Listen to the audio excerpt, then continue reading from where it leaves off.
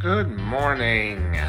I'm not in Vegas often, so today I'm determined to go out and do things. So there's a lot of hiking in this channel, so we're gonna see an urban hike today. I'm gonna walk the entire strip and visit every strip property while giving my impressions of each one. Okay, for those curious, I asked ChatGPT what the Strip's hotels were, and this is the list they gave me. Although maybe some of these didn't pay Sam Altman enough, because some of them are definitely missing that I see. For instance, there's no Harrah's, and there's no Park MGM, and I know there is a Park MGM because I parked my car there the other night. So this is the whole list. Where you see these brackets, there's a connection between them. I'm not gonna do any trains, but if there is like an indoor connection, I will do that to save myself from burning in the heat.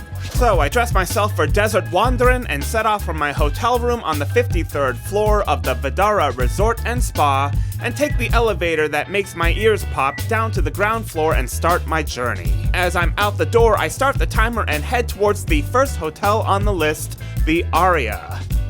And while on the way there, just a few ground rules. In order for the property to count, it has to have both a casino and hotel and actually be accessible from the strip. For each visit to count for me, I must go deep enough to get a good impression of the place and its general ambiance.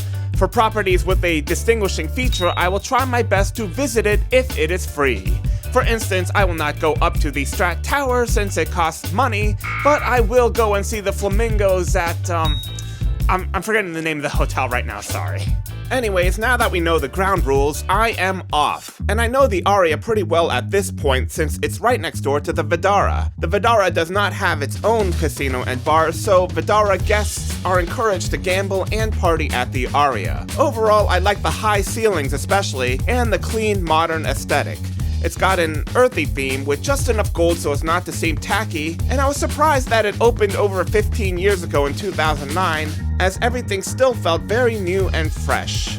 I checked out a few convention rooms and passed by a few nightclubs, but it was 10 in the morning, so nothing was really going on. Overall, I got the impression that the Aria is an upscale place that kind of did everything pretty well, and with no one thing that it's known for, so I walked through the rest of the casino to make my way to the Park MGM. Here there is an indoor passageway. By the way, I'm doing this in a counterclockwise loop to save myself from crossing the strip constantly. I will do all the casinos on the west side first, going south all the way to the southernmost property, the Mandalay Bay, before turning around and doing all the casinos on the east side of the strip, going north all the way to the Strat, before turning around once again to go south and finish the remaining casinos on the west side of the strip. So the Park MGM is unique because it is, from what I know, the only entirely non-smoking casino and hotel on the strip. Its theme comes from a nearby outdoor park that existed when this used to be the Monte Carlo. My impression, I like the aesthetic. It's a bit dated looking. Overall, it felt like being in an issue of the Better Homes and Gardens magazine, if anyone remembers what that is. It had a relaxing European vibe to it. A nice place with all the stuff a strip property typically has, like clubs, a spa, shopping, and the like. So impression gotten.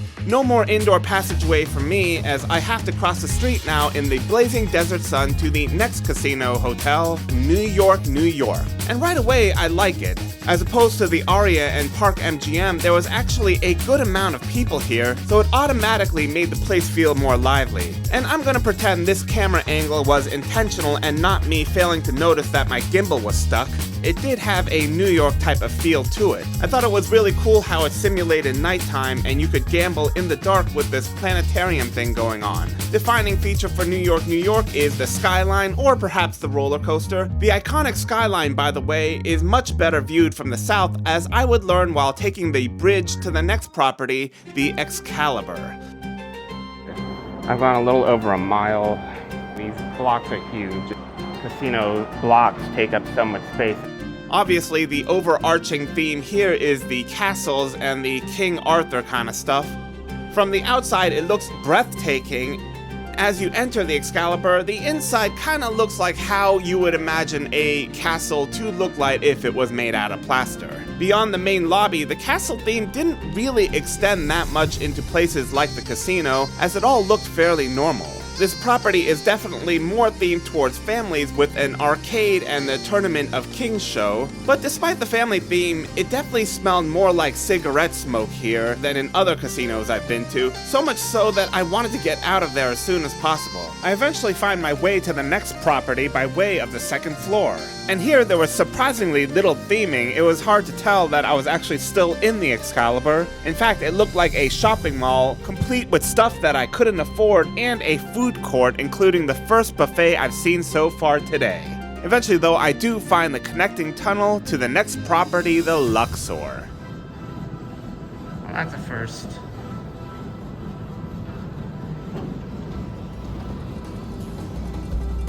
So now we are entering the Luxor. For me, the most notable part of the Las Vegas skyline that can be seen from miles away. I have to go through the casino before making my way to the iconic lobby, and here the Egyptian theme is prevalent right from the very beginning. Once I make my way to the lobby, I see the iconic pyramid-shaped interior. It's hard to put into words just how large this space is. There are several defining features to the Luxor. For instance, there are a ton of shows here, including spicy ones. There are also a number of exhibits here, such as Titanic and Bodies. So definitely plenty of entertainment options here. For me though, the defining feature I wanted to try the most are the inclinators. These are the elevators that, instead of going up and down, will travel at an angle in order to accommodate the pyramid shape. I'm moving somewhere. Oh, I didn't need to put the floor key, so... Ooh, that feels so weird. Oh my god, that feels so weird. And for those curious, if you don't have a room key, the inclinator will take you up to the 11th floor but will not open the door and just sit there, giving you a small panic attack until you realize you have to hit the lobby button once more to go back to the ground floor. So even though there was an indoor tunnel to the next property, the Mandalay Bay, I decided to go out and use the sidewalk just to get a good look from the outside of these incredible structures. Again, very difficult to describe just how large they are. So we got a long ways to go. So far I've got 2.5 miles heading to the Mandalay Bay. Now across the street from me is unfortunately where the Las Vegas shooting occurred. Let me turn this around. So the shots were fired somewhere up there, 32nd floor I believe. From here down to the concert venue, which was over there. But yeah, a little bit of sorrow, you know. When people look into it a lot, they wonder how a man could do such a thing. It's just sociopathic, man. Alright, so I'm not sure what the Mandalay Bay theme is.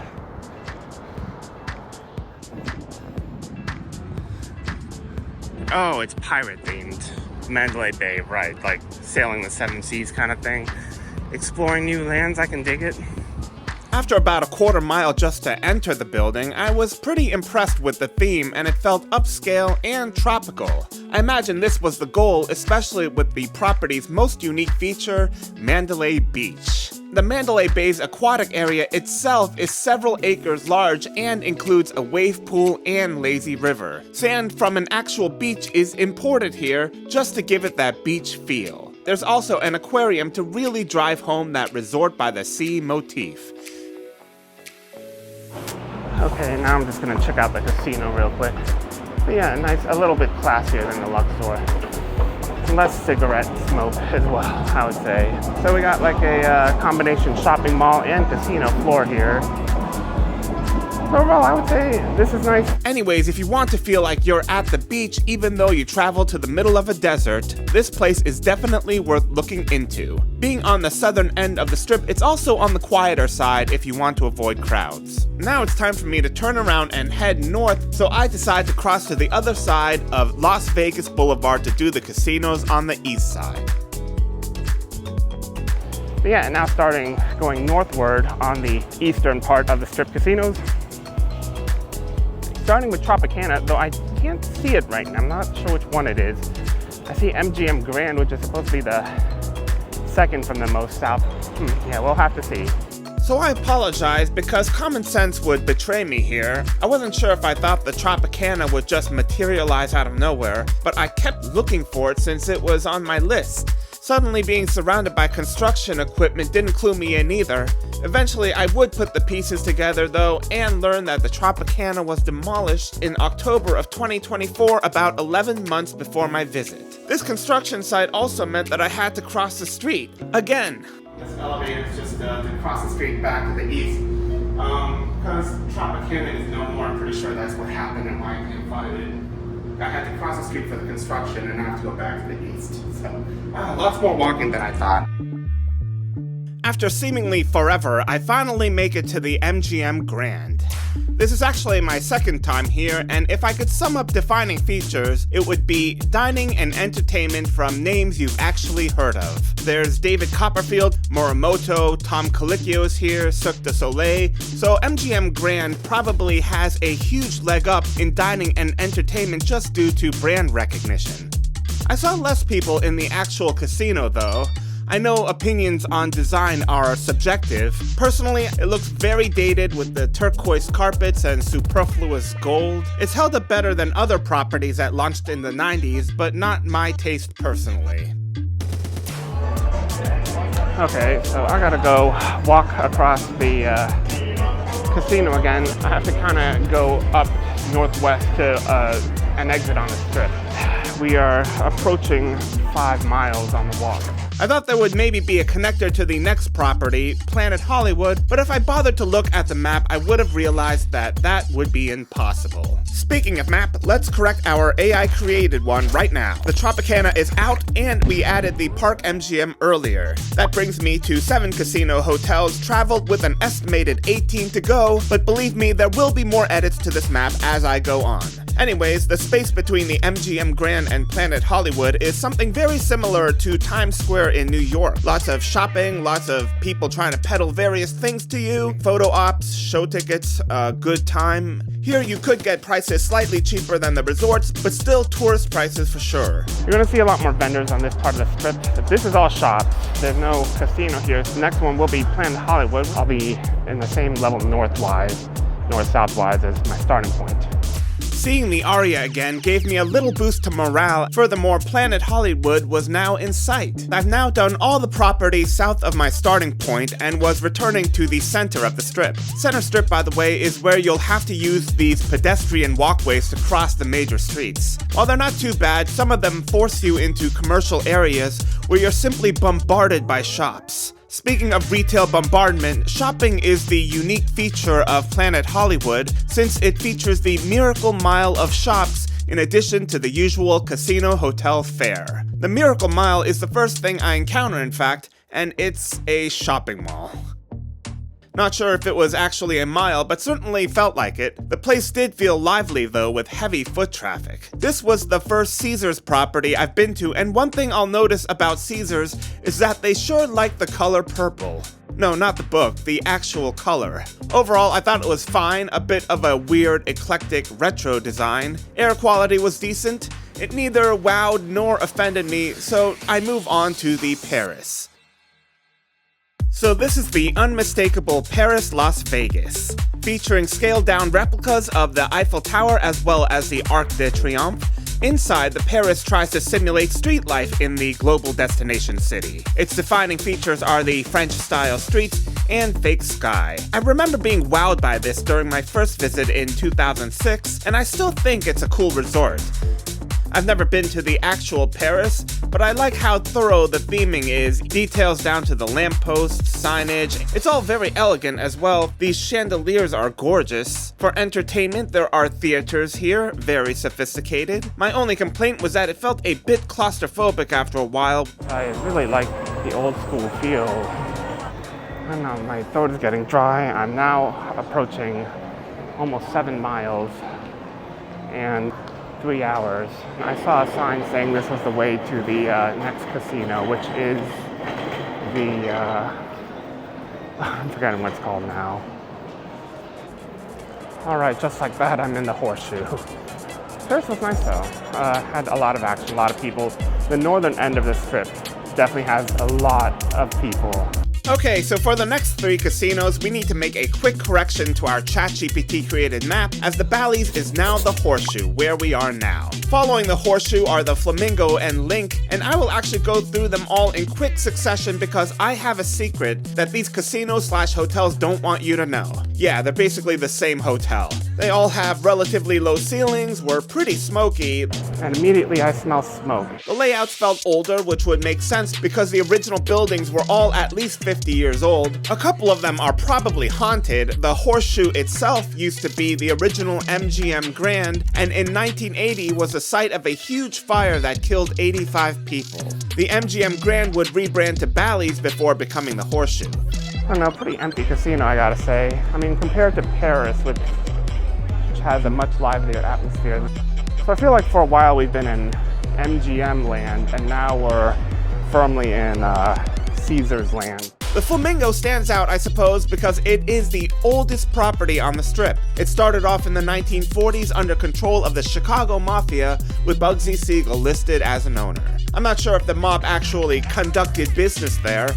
If so, it wouldn't surprise me if it was haunted. These flamingos look like they've seen some shit. Oh yeah, the Flamingo also stands out because it has an animal exhibit. I admire how the Flamingo resisted any urge to rebrand and stayed true to the original Flamingo theme, going on now for almost 80 years. All of these are well connected with outdoor walkways and clear signage. They're all lower to mid-tier hotels, so you will see a lot of foot traffic here from all the guests. It's a great location for the money. Speaking of lower to mid-tier, the Link is where I stayed during my first visit here in 2006, although back then it was known as the Imperial Palace. Next up is the casino hotel that AI forgot, Harrah's, which quickly gets added to the map, and it is very much a casino.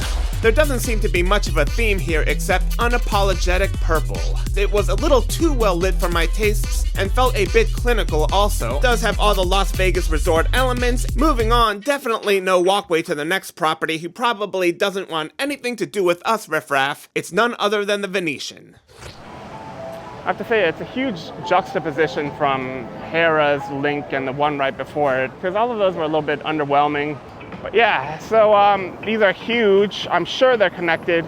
So I'm gonna go in to the Venetian. Yeah, get over to the Palazzo and keep going north. By the way, these next few properties are absolutely huge and very expensive. So please assume they have the usual big resort offerings, pools, shows, restaurants, etc. I've been here before and was just as impressed today with the attention to detail on the outside.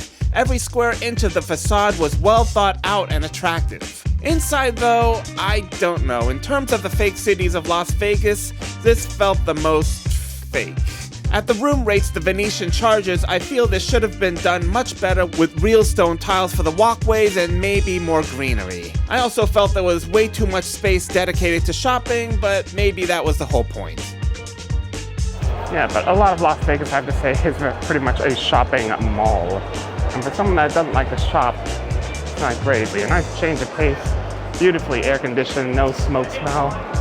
I'm really enjoying all the very ornate decorations. So my impression of the Venetian Palazzo, pretty fancy, not exactly my thing though, and plus I couldn't afford it anyways. Now I'm heading towards the Wynn and Encore. So far we've done 9 miles, covering 3 hours and 50 minutes. I see the Wynn and Encore, but they both looked very far away. I see future properties on my list and was disappointed to see how far away they were from each other.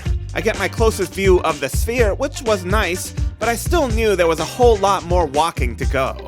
I find myself in the Wynn Mountain area and it was relatively peaceful, with these waterfalls providing white noise against the drone of crowds and traffic. The outdoor natural areas, including the Lake of Dreams and golf course, are probably the Wynn's most unique features, and had I known about the Lake of Dreams at the time, I definitely would have visited. I found an indoor passageway to the main building through some more shopping.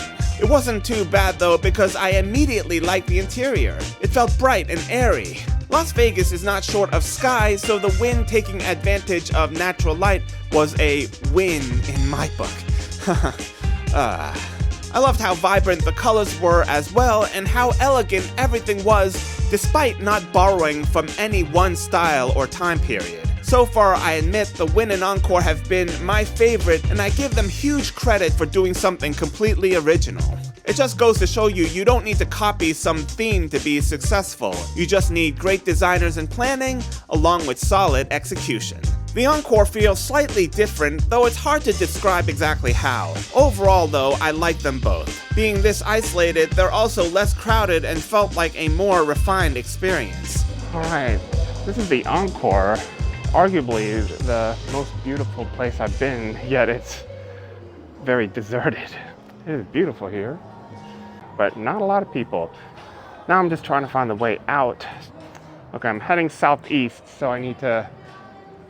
Oh, it says the strip is up that way, so I'll go that way. Okay, leaving the Encore. I'm actually not sure what's next. I have to check my list. So leaving the Encore and heading north. So now it was time to go out into the unknown, and I say that because these handful of northernmost casino hotels are really kind of out there and spaced very far apart. Alright, I dare say that the Encore is probably the reasonable northern terminus for most, Las Vegas Strip people, because everything else, even though it's on the Strip, is pretty far distance.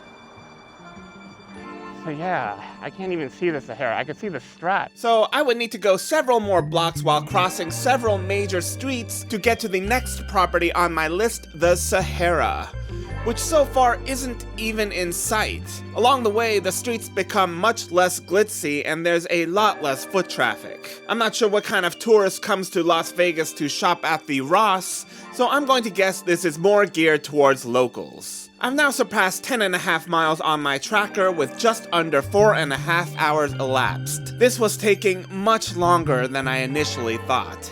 It's a good way to the Sahara and the Strat, but yeah, I got a body armor just to get some electrolytes in me. Approaching 11 miles on the walk so far. After a while, the Sahara finally came into view on the horizon, which at least validated I was going the right direction.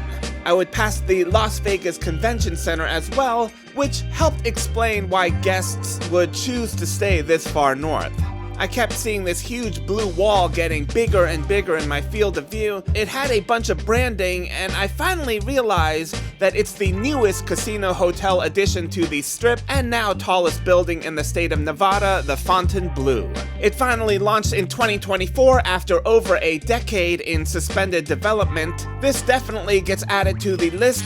I at least knew of the Fontainebleau in Miami as very expensive with very modern design, so I figured this one would be similar. I was pleasantly surprised. Like the Win Encore, very bright and airy with no particular unifying theme. The design was certainly more minimalist, but what they did put in was tasteful and elegant. The demure color schemes worked well.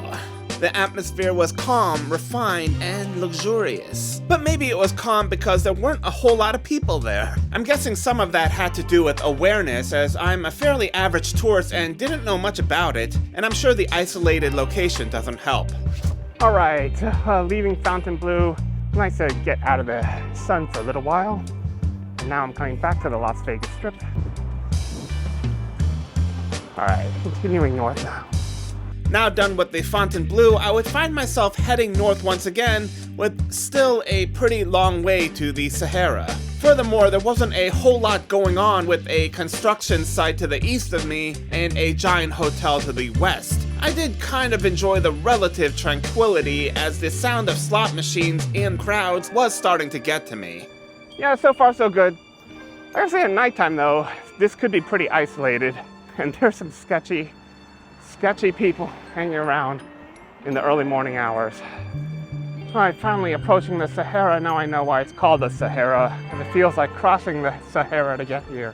When I did finally approach the Sahara, it didn't look like much from the outside, but it did surprise me once I entered. It felt very upscale and elegant. It was my favorite shade of gold I've seen so far, and I liked the glittery bits. I will say that so far it was hard for me to look past the fakery with a lot of these themed resorts, but the Sahara felt like an immersive experience. I really did feel like I was in Cleopatra's living room or something. Definitely not as posh as the last 3 resorts I've seen, but a solid mid-tier option. Ooh, okay.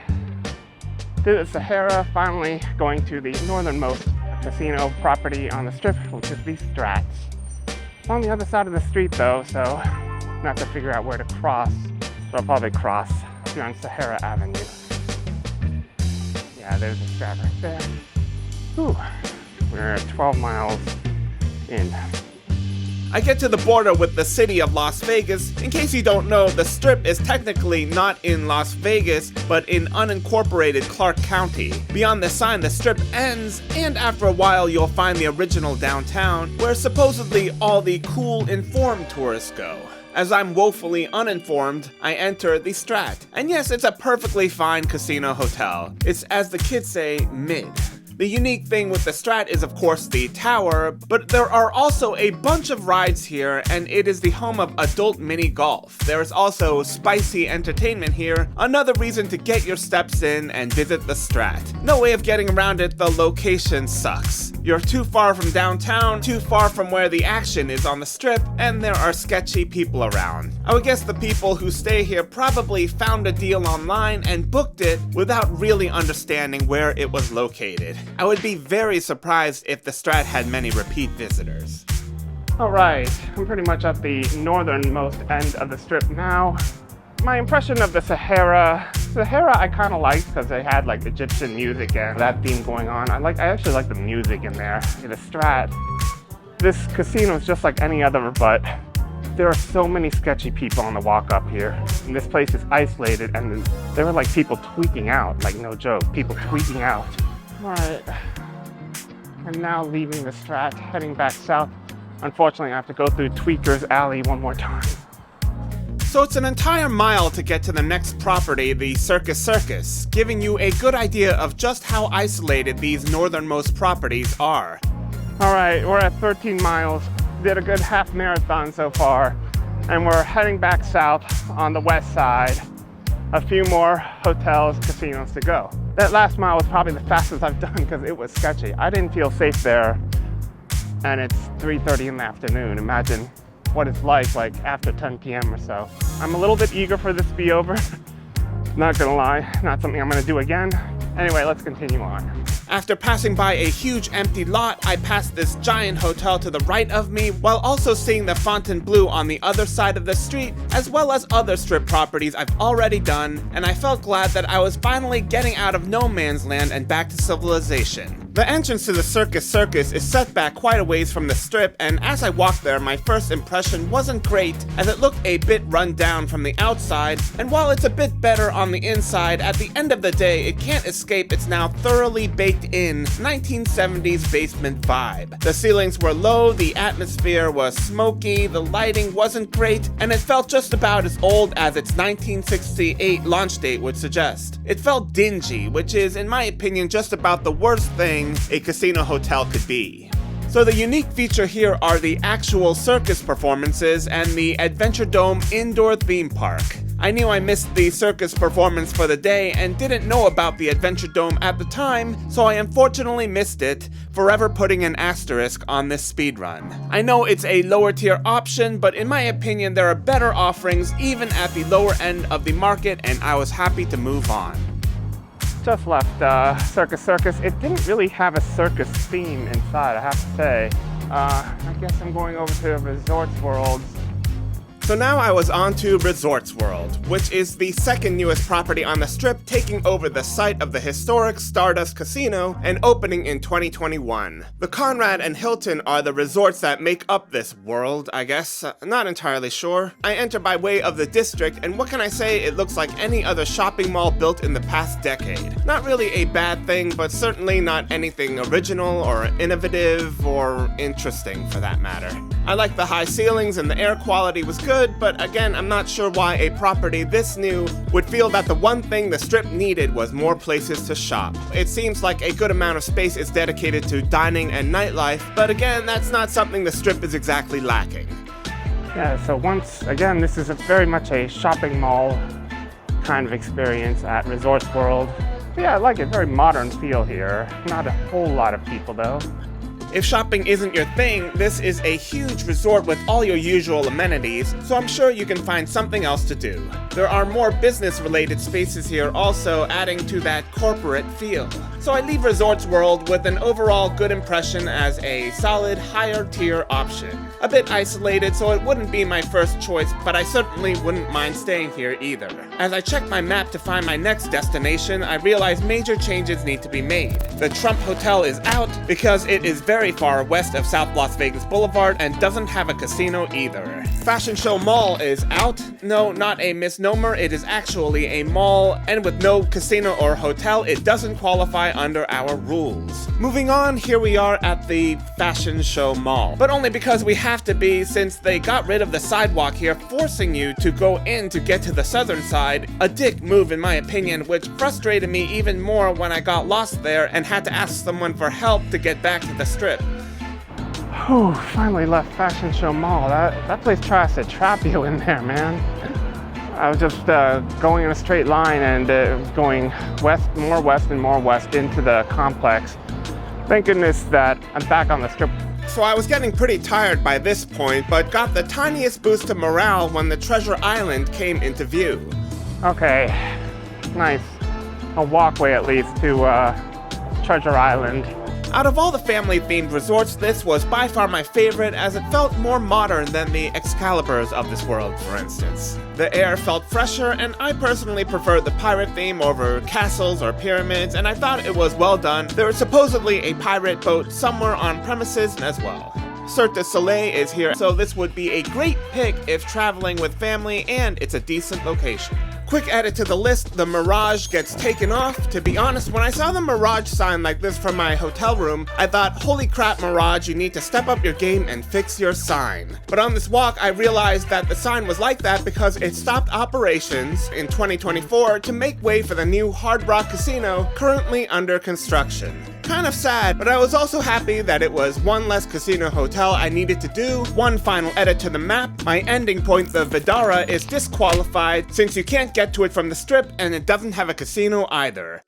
So that leaves us with only 3 more properties to go, and next up is a true OG, Caesar's Palace. Virtually synonymous with Las Vegas, it started operations in 1966 and was a true pioneer when it comes to the whole Las Vegas big resort concept. This photo from 1970 blows my mind as it shows just how ambitious this truly was. Of course, Caesar's Palace is known for many things that make up its ancient Rome theme, including its attractive fountains. I like the indoor even more with these spiral escalators and huge domed roofs.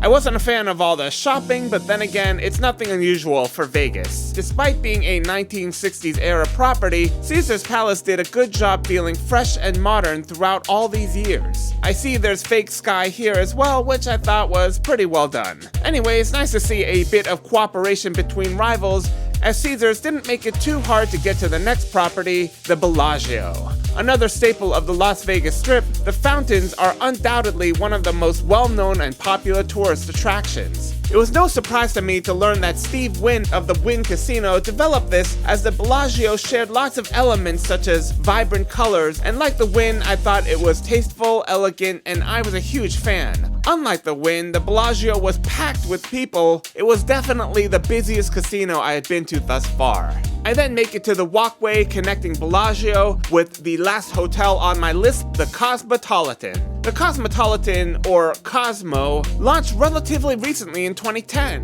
It features an eclectic theme that is kind of reminiscent of the 80s, but parts of it also looked quite futuristic. Like, this is a really cool elevator. I'll give the Cosmo props for being the coolest looking casino at nighttime. Having been here before, I knew it was popular for nightclubs, but I would definitely consider staying here my next visit since it's modern and probably the best location on the strip. Plus there's the not so secret pizza, which I find as I was famished by this point. The Cosmo connects directly with the Vidara, where I make my way back up to my room and finish my Las Vegas speedrun in, as far as I know, record time.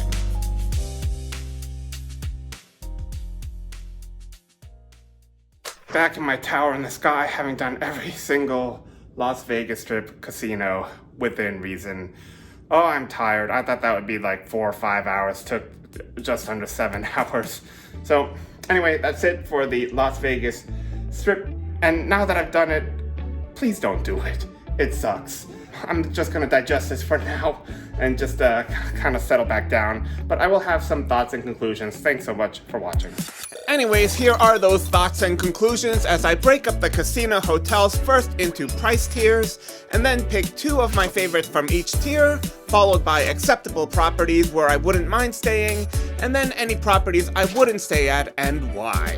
So first is the high roller tier, for travelers with unlimited budget. First in the top 2 are the Wynn Encore, which I'm counting as 1, absolutely gorgeous with great attention to detail. My second top pick would be the Cosmo. It's in my opinion the best location on the Strip, and I appreciate its both retro and futuristic aesthetic. My acceptable properties at this tier would be the Venetian Palazzo and then the Fontainebleau. The Venetian had too much shopping, the Fontainebleau was very far away from everything except the convention center. But let's be honest, I'd be thrilled to stay at either one. Out of the running for me at this price tier would be Caesar's Palace, and this is due to value. The room rates are on the premium end, despite being a bit dated. Next price tier is the upper middle tier. For the well-off travelers, my top 2 picks here would be the Bellagio and the Aria. Great locations on the Strip, and they've got modern, elegant designs with high ceilings that I'm a huge fan of. Following those 2, I certainly wouldn't mind staying at the Mandalay Bay. Clean and modern, it's also a great place for families with the Mandalay Beach. Resorts World is a great choice if looking for nightlife or convenient access to the convention center. A no-go for me at this price tier would be Harrah's, and again this is due to value. I was not impressed at all with the interior, and the room reviews are pretty average. My guess is its location explains the upper tier pricing. The next tier is for the lower mid-tier options. My top picks here would be the Sahara and Planet Hollywood. While Sahara is way up north, it's probably the only place I can honestly say felt luxurious while being genuinely affordable. Closer to Center Strip, I like the rooms at Planet Hollywood the most, as well as the overall design and feel of the place. Acceptable to me at this price tier are the Paris, Park MGM, and Treasure Island. All solid options with decent rooms and reviews, and not bad locations. No-goes for me at this price tier are the MGM Grand. Wasn't in love with the luxury of a bygone era aesthetic. Another no-go is the Horseshoe, and this is because of value once again. Nothing against cowboy culture. For me, it's just pricey for what it is. Okay, the last tier is for the budget traveler. For these options, I found consistent room rates for around $100 a night, and my top 2 here are New York, and The Link. New York punches above its weight class with a nice atmosphere and decent rooms. Essentially, 3-star lodging at 2-star prices. The Link, in my opinion, was the best among the cheaper options on the eastern side of Center Strip. It's not head and shoulders better than its neighbors, but I appreciate that it's at least priced appropriately. For the final 2 groups, really the decider for okay here is whether or not I would stay here for free. I'd elect to rather save up for something nicer, lifestyle creep, you know? That being said, I would welcome free stays at either the Flamingo, Luxor, or the Strat. The Strat's decent but has a terrible location. Flamingo is just meh. The Luxor is barely in the okay category here. It gets a slight boost though because of ample entertainment options. And the no-goes of this tier where I wouldn't stay even if it was offered to me for free are the Excalibur and Circus. Just a bit too old and run down for my taste, among other issues. I've seen room reviews that weren't that great either. In conclusion, even though I don't do much clubbing or shopping or gambling for that matter, I still really like Las Vegas, so I will be back. Anyways, I have a goal to get to 1,000 subscribers. Please help me get there, and I will keep delivering entertaining content like this, including more from my desert travels in or near Las Vegas. But for now, take care, and thanks very much for watching.